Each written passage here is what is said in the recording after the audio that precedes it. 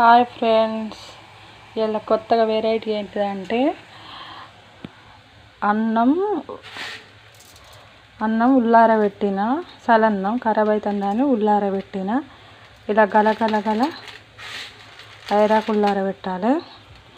ఉల్లారబెట్టినాక నూనె పోయాలి, పావడు, ఉల్లిగడ్డ ఒకటి, కరివేపాకు, ఉల్లిగడ్డ, ఎండుమిర్చి, ఆవాలు, జీలకర్ర వేసి అవి గోలిన తర్వాత ఈ ఉల్లారబెట్టుకున్న అన్నం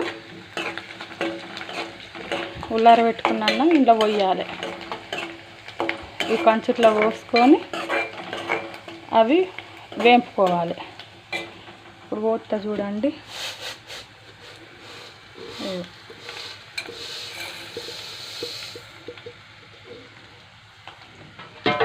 ఇలా పోసి ఇలా వేంపుకోవాలి.